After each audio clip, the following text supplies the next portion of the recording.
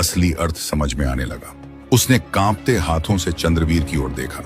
चंद्रवीर ने उससे विनती की कि वह उसके गले से माला उतार दे।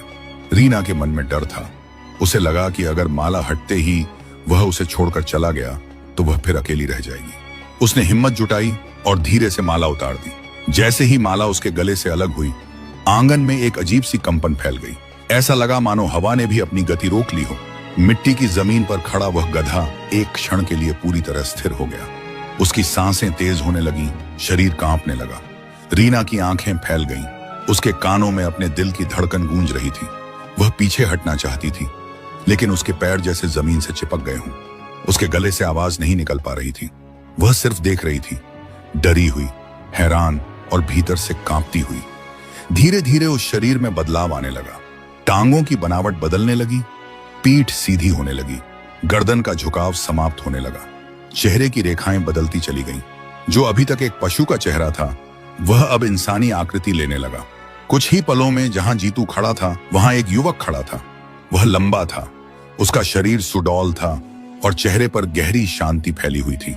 उसकी आंखों में वर्षों की पीड़ा, सहनशीलता और मौन संघर्ष साफ दिखाई दे रहा था। रीना की सांस अटक गई। उसे लगा जैसे वह सपना देख रही हो।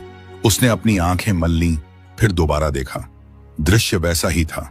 वही युवक, वही आंगन, वही चांदनी। चांद की दूधिया रोशनी उसके चेहरे पर पड़ रही थी और वह चेहरा किसी राजसी चित्र जैसा लग रहा था, गंभीर, संयमी और तेजस्वी।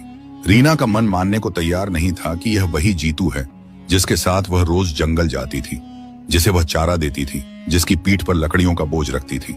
उस युवक ने धीरे से अपने हाथ जोड़ दिए। उसकी यह मुद्रा इतनी विनम्र थी कि रीना का डर कुछ कम हुआ।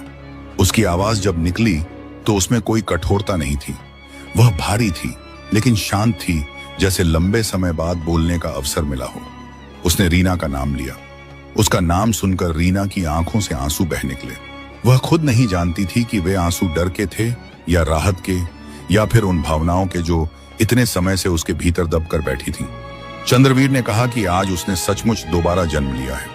उसने कहा कि वर्षों तक वह बोल नहीं सकता था, अपनी पीड़ा किसी को बता नहीं सकता था। वह सब कुछ समझता था, महसूस करता था, लेकिन खुद को व्यक्त नहीं कर पाता था। यह कैद केवल शरीर की नहीं थी, आत्मा की भी थी। उसने कहा कि इस कैद में अगर किसी ने उसे इंसान बनाए रखा तो वह जयप्रकाश थे। उन्होंने कभी उसे जानवर नहीं समझा। उन्होंने उससे बात की, उसका हाल पूछा, उसके सिर पर हाथ फेरा। उस स्नेह ने उसे भीतर से टूटने नहीं दिया। रीना ने अपने पिता का नाम सुनते ही सिर झुका लिया। उसके हृदय में एक टीस सी उठी। उसे लगा